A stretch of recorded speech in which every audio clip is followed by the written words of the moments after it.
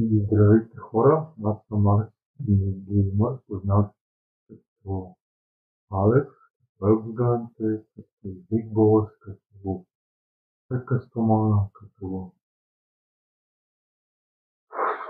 или други факти. Накрая като Кастомана, Алекс, много забавно смисъл, че аз мога да други. Ако ви харесва, дайте пак нагоре, ако искате, дайте пак надолу, абонирайте се за канала на Алекс. Не, както на Алекс, и Ой, много красиво рисува.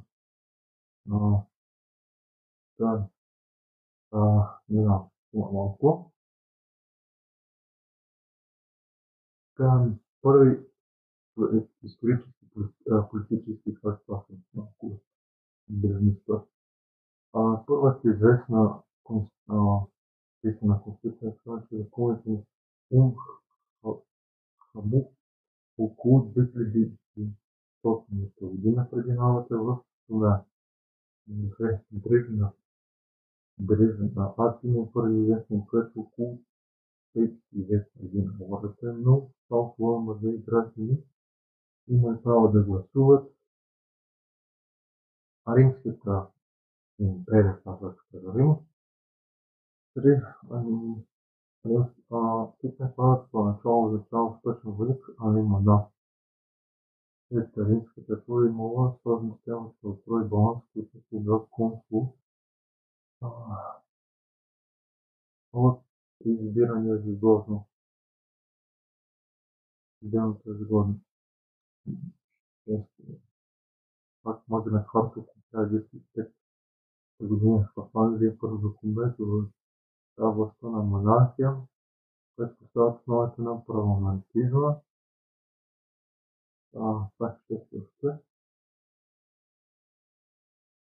Първият парламент в Европа е исландски антарелигия, основан около 930-та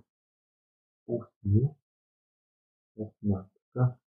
Френската революция беше модерните планки на гражданските права, разделили на властите, дивите автори.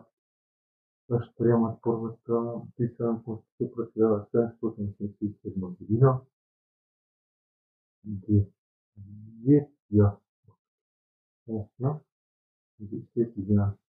Със случай е основният най-демократично венци в Европа.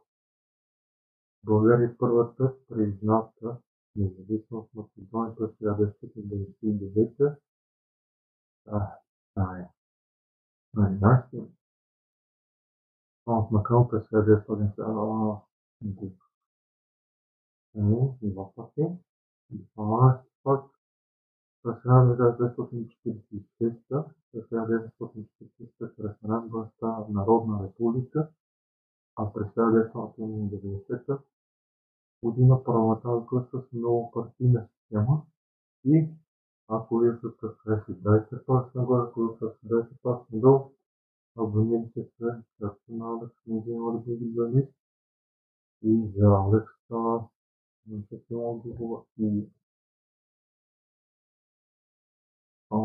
и после оставайте в следващата или коментирайте видеоклипа и ще знаете.